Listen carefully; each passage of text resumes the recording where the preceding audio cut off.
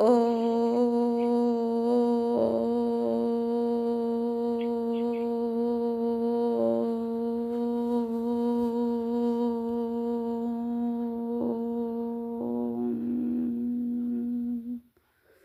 শান্তি।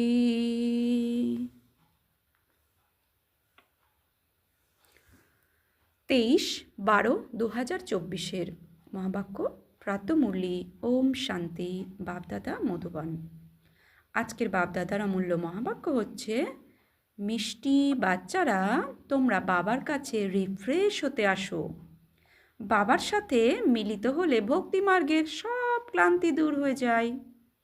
তো যখন আমি আত্মা স্বরূপে স্থিত হয়ে পরম জ্যোতি পরমাত্মার সাথে মিলন মানাই, তখন আমার ভক্তিতে যে আমরা ক্লান্তি কেন বলেছে, কেননা ভক্তিতে আমরা কখনো এদিক ওদিক সেদিক কি হয়, ধাক্কা খাই ভক্তিতে। ভক্তিতে আমাদের মন স্থির থাকে না, কেননা ভক্তিকে আমরা ভিন্ন দেবতাকে পুজো করি, বিভিন্ন দেবতার প্রতি বুদ্ধি চলে যায়। তাই ভক্তি মার্গ সম্পূর্ণ কি বলেছে, আলাদা, জ্ঞান মার্গ আলাদা। তাই ভক্তি মার্গের সব ক্লান্তি আমাদের দূর হয়ে যায়। তো বাবা আজকে মুরলির থেকে প্রশ্ন বলছেন, বাচ্চারা, বাবা তোমাদের কোন বিধিতে রিফ্রেশ করেন? উত্তরে বাবা বলছেন, বাবা জ্ঞান শুনিয়ে তোমাদের রিফ্রেশ করেন। তো আমরা রিফ্রেশমেন্ট কীভাবে হই? বাবার রোজ রোজ মহাবাক্য শুনে। তো বাবা আমাদের জ্ঞান শুনিয়ে রিফ্রেশ করে দেন। 2, বাচ্চারা, স্মরণের দ্বারাও তোমরা রিফ্রেশ হয়ে যাও। এক, জ্ঞান শুনেও রিফ্রেশ হই, আবার বাবার সাথে যখন আমি আত্মা অনুভব করে পরমাত্মার সাথে স্মরণ করি, তখনও রিফ্রেশ হয়ে যাই। বাস্তবে সত্যযুগ হলো প্রকৃত বিশ্রামপুরী। তো আমরা যখন সত্যযুগে যাব, সম্পূর্ণ রেস্ট, বিশ্রাম। তাই বাবা বলছেন, বাস্তবে সত্যযুগ হলো প্রকৃত বিশ্রামপুরী। ওখানে কোনো অপ্রাপ্ত বস্তু নেই, অর্থাৎ কোনো কিছু পরিশ্রম করে প্রাপ্ত হয় না। যা কিছু পরিশ্রম এখন সঙ্গম যুগে পুরুষার্থের পরিশ্রম। তো এখন যা পরিশ্রম করছি আমরা, সম্পূর্ণ রেস্ট কখন করব? সত্যযুগে গিয়ে।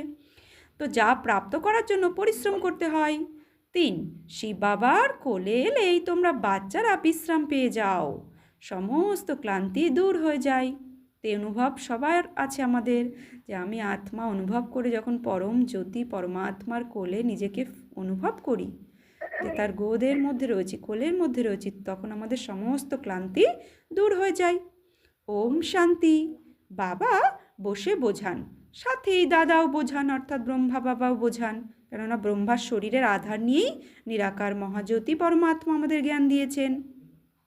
কেননা বাবা বলেন, এই দাদার দ্বারা বসে বোঝান, তোমরা যেমন বোঝো তেমনই এই দাদাও বোঝেন। অর্থাৎ যার শরীরের মধ্যে প্রবেশ করে সেই মহাজ্যোতি শিবাবার মহাবাক্য, সেই ব্রহ্মা, অর্থাৎ যার শরীরে প্রবেশ করে সেও বোঝেন।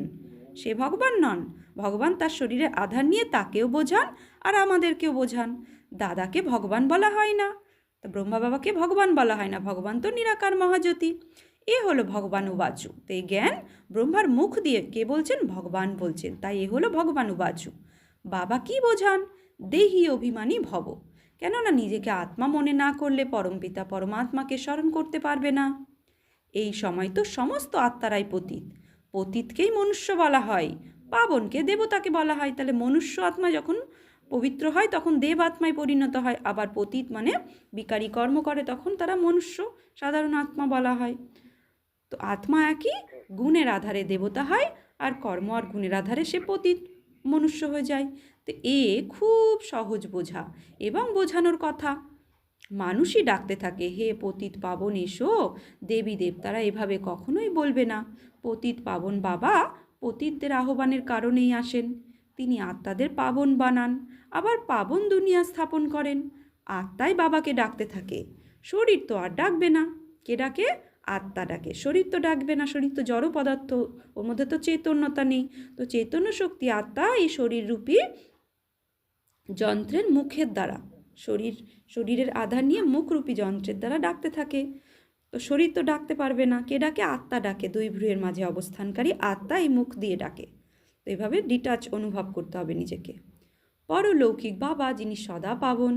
তো লৌকিক, অলৌকিক আর পরলৌকিক। তো লৌকিক হচ্ছে দেহের পিতাকে, যে সে লৌকিক পিতা, আর অলৌকিক পিতা হচ্ছে যে ব্রহ্মা বাবা, যিনি সূক্ষ্ম শরীরে রয়েছেন, আমাদের পালনা দিচ্ছেন, অলৌকিক পিতার পার অলৌকিক, অর্থাৎ তার ঊর্ধ্বে যিনি পরম পিতা পরমাত্মা পারলৌকিক বাবা, যিনি সদা পাবন, অর্থাৎ এভার পিওর, উনি সবাই তাকেই স্মরণ করে।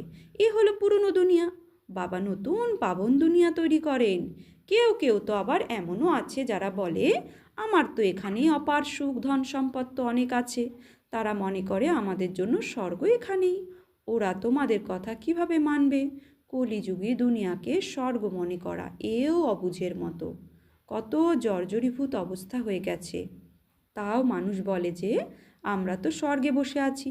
বাচ্চারা বোঝাতে না পারলে বাবা তো বলবেন, তোমরা কি পাথর বুদ্ধির নাকি? অন্যদের বোঝাতে পারো না, নিজে যখন পারস বুদ্ধির হবে তখনই তো অন্যদের তৈরি করতে পারবে। খুব ভালোভাবে পুরুষার্থ করতে হবে। পুরুষ অর্থাৎ পুরুষ মানে আত্মা আর শরীররূপী রথে বসে যখন হার কার্য, এই অর্থে আমি আত্মা শরীররূপী রথে বসে কর্ম করছি, অ্যাটেনশন পূর্বক সব কর্ম করব, তখনই পুরুষার্থ। তো এতে লজ্জার কোনো কথাই নেই। কিন্তু মানুষের বুদ্ধিতে অর্ধেক কল্পের যে উল্টো মত ভরে আছে তাকেও শীঘ্র ভুলে যায় না। তাহলে মানুষের বুদ্ধিতে উল্টো মত ভরা আছে। এবার যদি সঠিক মত দেওয়া যায় তো উল্টো মতের ওপরেই চলবে, সঠিক মতটাকে সে নিতে পারবে না। তো তাকেও যেহেতু উল্টো মতটা সে ভুলে যায় না সহজে।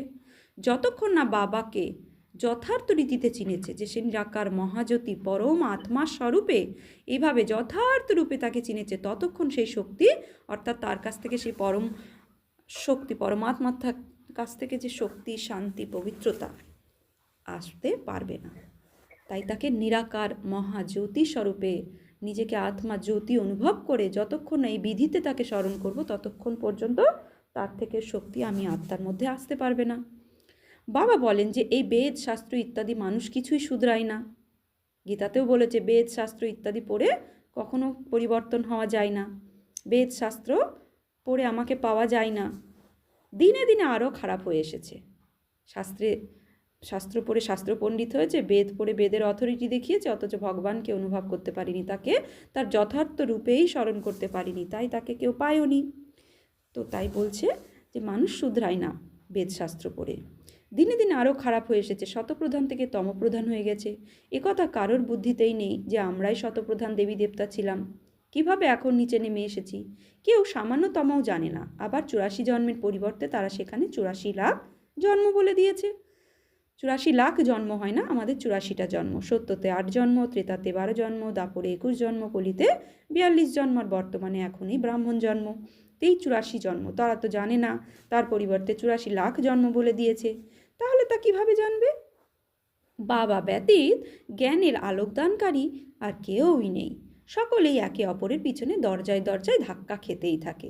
নিচে নামতে একেবারে তলানিতে এসে গেছে, অর্থাৎ ভিখারি হতে হতে নিচে নামতে নামতে অন্ধকারে অজ্ঞানের অন্ধকারে ধাক্কা খেতে খেতে একদম তলানিতে এসে গেছে। সব শক্তি শেষ হয়ে গেছে। এখন ওই জন্য কারোর সাথে কারোর অ্যাডজাস্ট হয় না, শক্তিহীন হয়ে গেছে। তো নিচে নামতে নামতে একেবারে নিচে এসে গেছে, শক্তিহীন হয়ে গেছে। বুদ্ধিতেও সেই শক্তি নেই যে বাবাকে যথার্থ জানতে পারে। বাবাই সেই সকলের বুদ্ধির তালা খুলে দেন। তাই তখন কত রিফ্রেশ হয়। বাবার কাছে বাচ্চারা রিফ্রেশ হতে আসে। ঘরে তো বিশ্রাম পাওয়া যায়, তাই না? বাবার সাথে মিলিত হলে ভক্তি মার্গের সব পরিশ্রম দূর হয়ে যায়। সত্য যুগেও বিশ্রামপুরী বলা হয়। সত্য যুগে কি সবাই সদা বিশ্রাম করবে, তার জন্য তো এখন পুরুষার্থ করছে।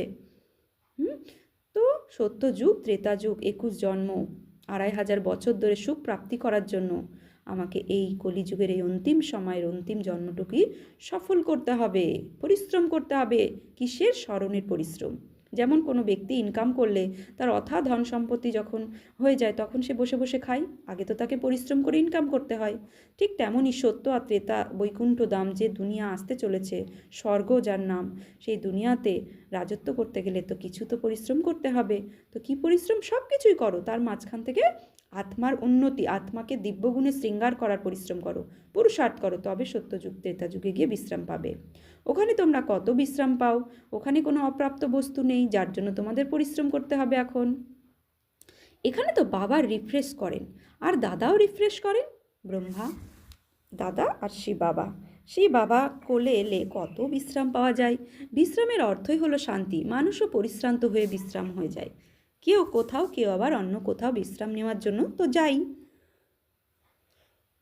তাই না? কিন্তু সেই বিশ্রাম কোনো রিফ্রেশমেন্ট থাকে না, মানে কোথাও ঘুরতে যাই, হ্যাঁ, কোথাও আনন্দ উৎসব করে, বিশ্রাম মানে মানসিক রেস্ট নেওয়ার জন্য, শান্তির অনুভব করার জন্য, কিন্তু কাকবিষ্ঠার সমান। তাই বাবা বলছেন বিশ্রাম হয় না, রিফ্রেশ থাকে না।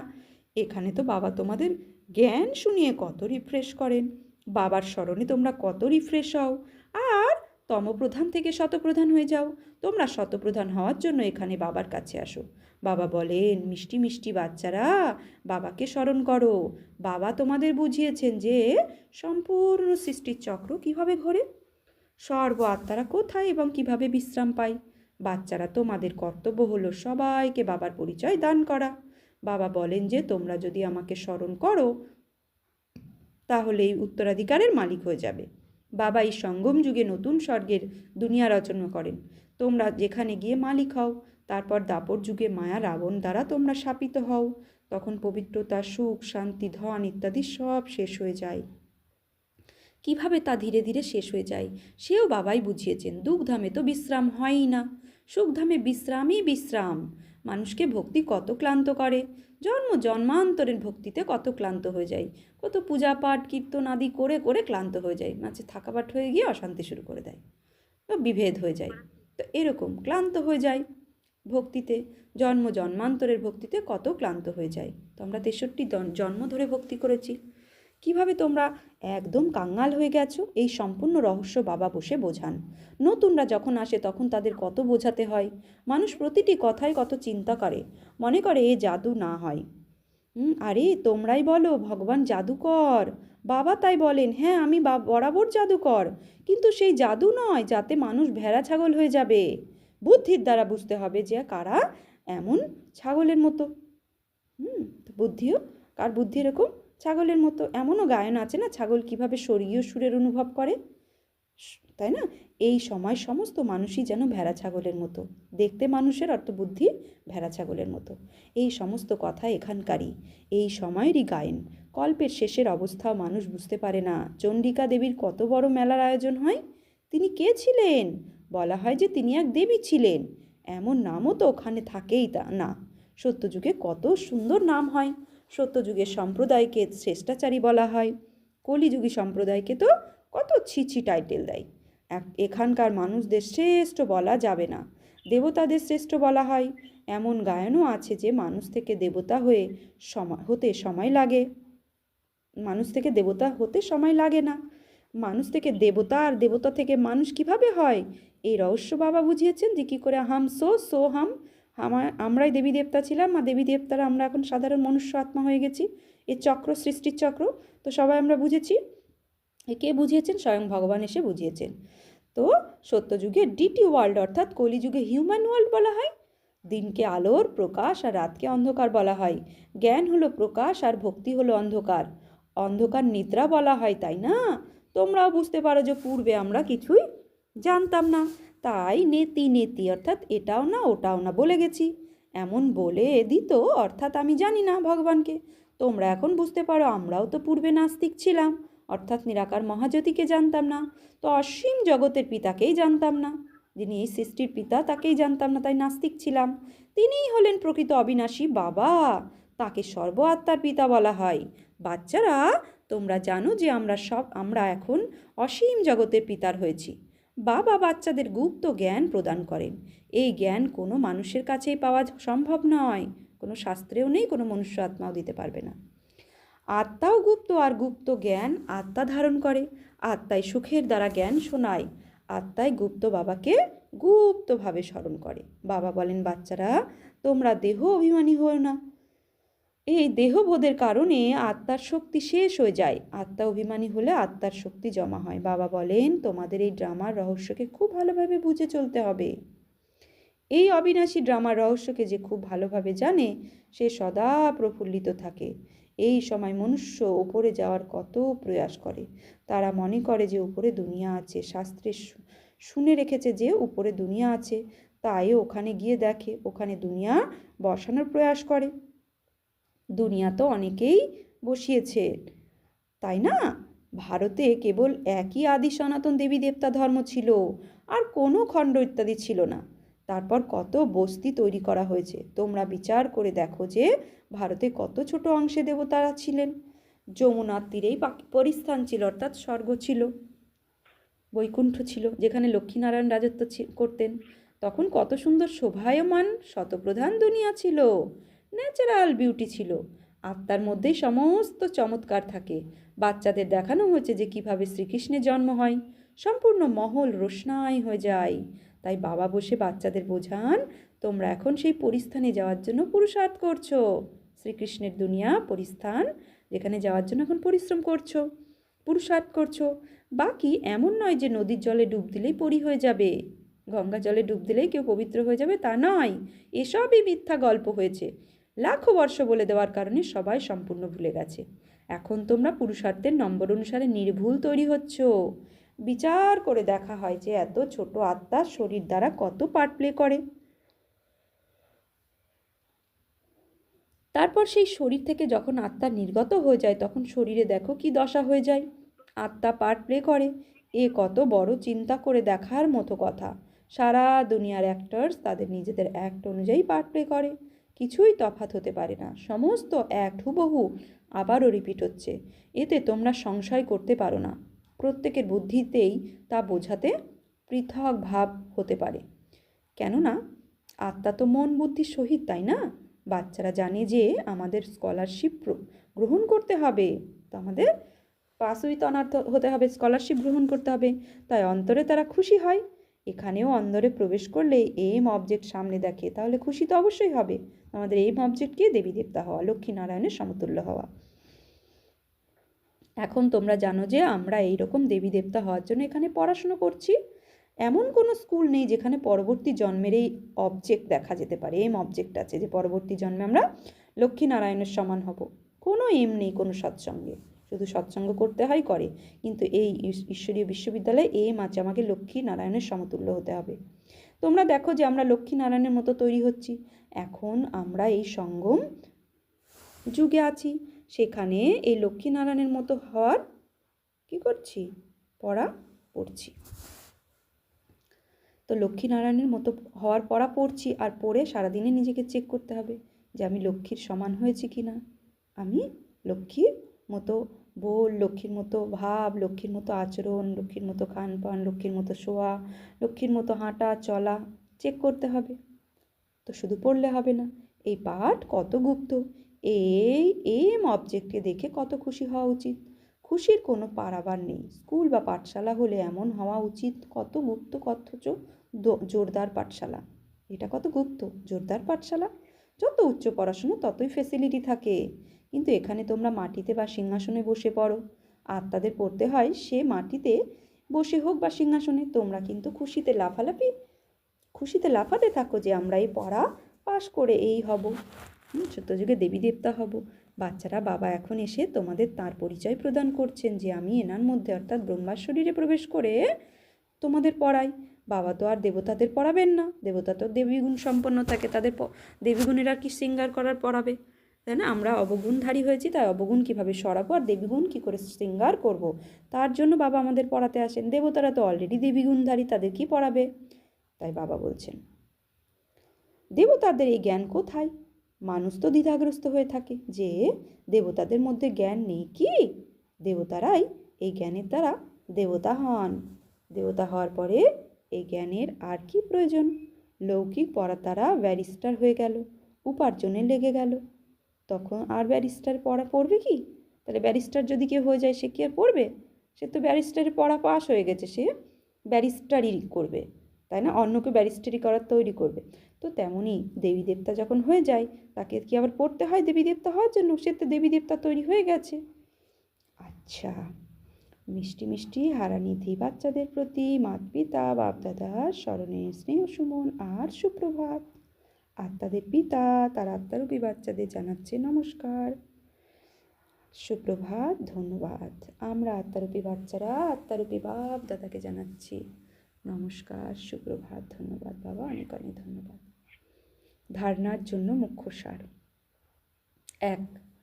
অবিনাশী ড্রামার রহস্যকে যথার্থ রীতিতে বুঝে প্রফুল্লিত থাকতে হবে। কীভাবে সৃষ্টির চক্র রিপিট হয়, সত্য ত্রেতা দাপর কলি, সত্য ত্রেতা দাপর কলি। এই অবিনাশী ড্রামা, এই রহস্যকে যথার্থ রীতিতে বুঝতে হবে, বুঝে প্রফুল্ল থাকতে হবে।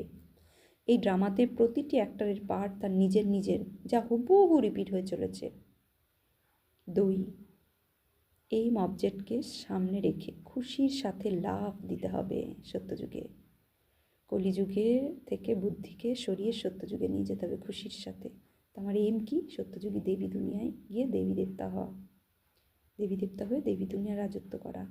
বুদ্ধিতে যেন থাকে যে আমরা এই পড়ার দ্বারা এমন লক্ষ্মীনারায়ণের মতো হব, এটা যেন বুদ্ধিতে থাকে।